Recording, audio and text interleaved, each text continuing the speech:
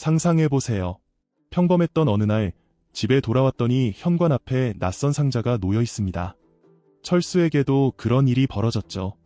완연한 봄날의 4월 3일이었습니다. 상자를 열어보니 안에는 숫자가 적힌 종이 한 장이 들어있었습니다. 그리고 그 숫자는 충격적이게도 철수가 죽는 날을 정확히 알려주는 날짜였죠. 그런데 이건 철수만의 이야기가 아니었어요. 전 세계 모든 사람들이 똑같은 상자를 받은 겁니다. 조용한 교회 주택부터 사막 한가운데의 텐트까지 상자는 어디에나 있었죠. 그리고 6월 1일, 대부분의 사람들은 그 상자를 열어봤습니다. 그날 이후 세상은 완전히 변하기 시작했어요.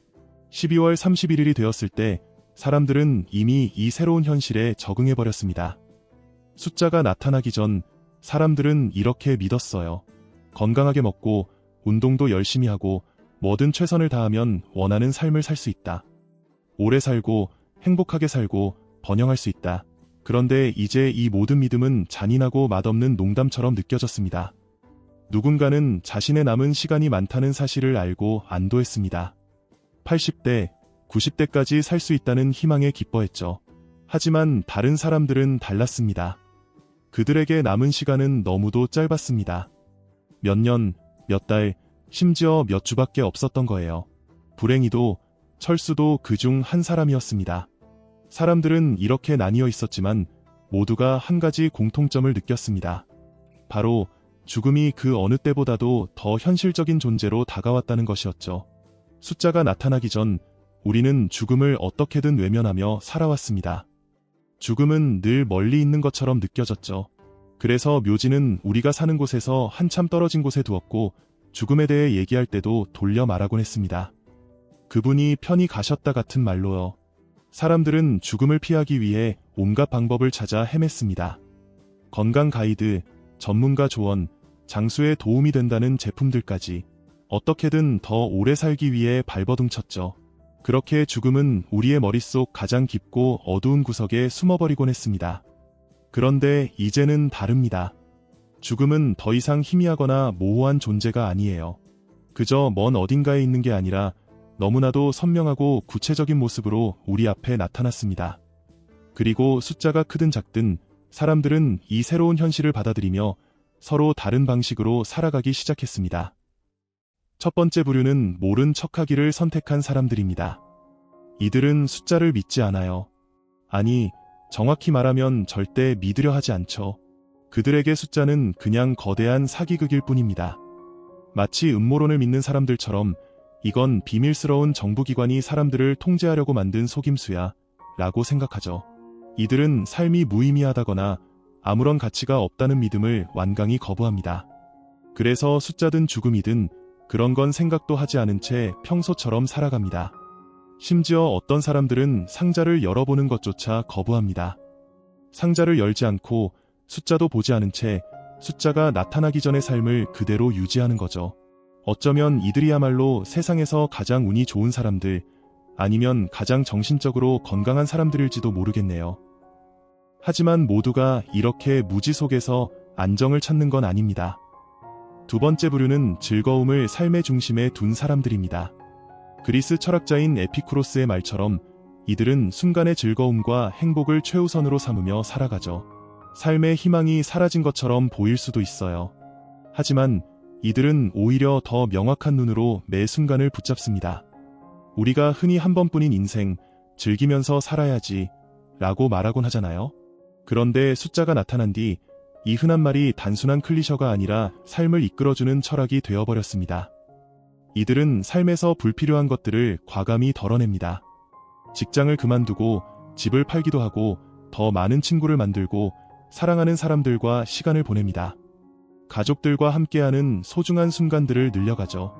여행을 떠나고 춤을 추고 몇 년 동안 읽고 싶다고만 했던 책들을 마침내 읽습니다. 동네에 숨겨진 맛집부터 미슐랭 스타 레스토랑까지 새로운 음식을 찾아다니며 하루하루를 최대한 가치 있게 만들기 위해 최선을 다합니다. 이들에게는 남은 시간이 얼마인지보다 그 시간을 어떻게 살아가느냐가 훨씬 더 중요한 문제입니다. 숫자가 그들에게 남긴 메시지는 하나입니다. 내가 가진 하루를 내가 원하는 대로 살아라. 세 번째 부류는 자기 파괴와 사회적 혼란으로 향하는 사람들입니다. 이들은 두 가지 극단적인 방식으로 나타납니다. 우선 감각의 노예가 되는 사람들이 있습니다. 이들은 더 강렬한 감정을 갈망하며 황홀과 고통의 극단을 쫓습니다.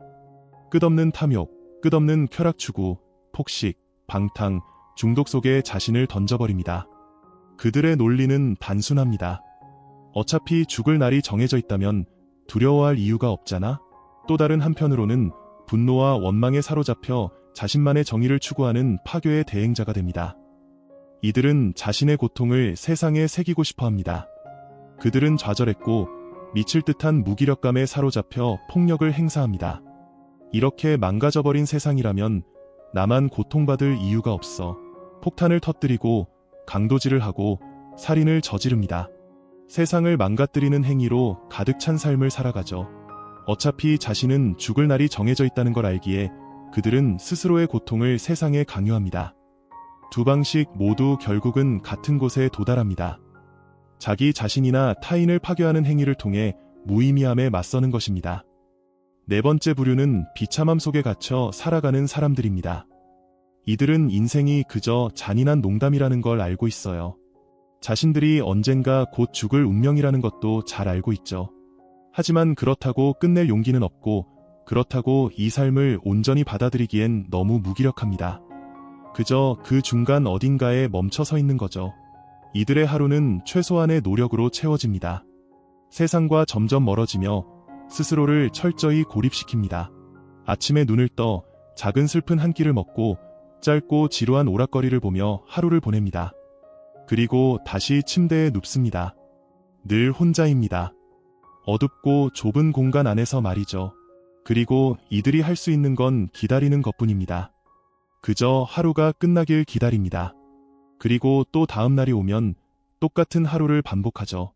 이 슬픈 루틴 속에 이들은 갇혀 있습니다. 끝없는 기다림, 끝없는 무기력, 그렇게 하루하루를 보내며 자신에게 남은 시간마저 얼마나 비참한지 체감하며 살아갑니다. 마지막으로 다섯 번째 부류는 믿음으로 살아가는 사람들입니다. 여기서 말하는 믿음은 특정 종교의 교리나 의식에 갇힌 신앙이 아니에요. 그것보다 더 넓고 더 깊은 믿음이죠. 우리 존재를 만들어가는 거대한 우주의 질서와 우리보다 더 큰 힘들에 대한 믿음입니다. 그리고 만약 숫자가 그들에게 죽음을 언제 맞이할지 정확히 알려졌다면 그들은 그 사실을 담담히 받아들입니다. 자신의 삶이 그 거대한 그림 속에서 얼마나 짧든 간에 그 안에서 자신만의 역할을 하고 있다는 걸 인정하는 거죠. 그렇다고 이들이 삶을 수동적으로 받아들이는 건 아닙니다.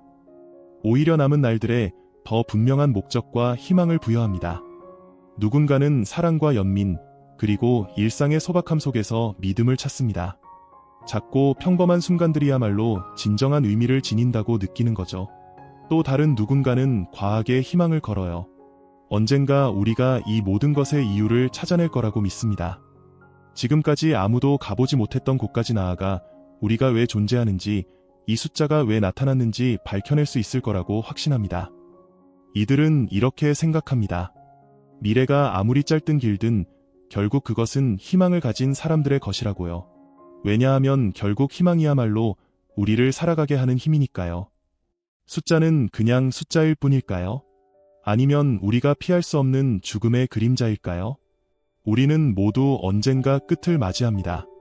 누구도 벗어날 수 없는 운명, 그렇지만 중요한 건 그 숫자가 아니라 그 숫자까지 우리가 어떻게 살아가느냐입니다. 만약 당신에게도 그 숫자가 알려진다면 당신은 어떤 하루를 살겠습니까? 사소한 순간을 소중히 여기고 주변 사람들에게 더 따뜻한 사랑을 전하며 하고 싶었던 일에 도전하며 살아가겠죠. 숫자가 우리를 두렵게 만드는 것이 아니라 오히려 삶의 의미를 더 선명하게 만들어줄지도 모릅니다. 죽음을 마주하는 순간 우리는 오히려 삶을 더욱 진하게 느낄 수 있습니다. 오늘 하루도 그렇게 진하게 살아보세요. 숫자가 알려주지 않는 건 바로 당신이 그 숫자까지 어떻게 살아갈지에 대한 당신만의 이야기입니다. 숫자는 끝이 아니라 삶을 시작하는 계기일지도 모릅니다. 그 숫자가 당신의 삶을 빛나게 하길 바랍니다. 오늘도 당신은 한 걸음 더 나아갔습니다. 그럼 다음 시간까지 부드럽게 걸으며 깨어있기를 바랍니다. 시청해주셔서 진심으로 감사합니다. 당신의 성장을 돕는 안내자, 알씨였습니다.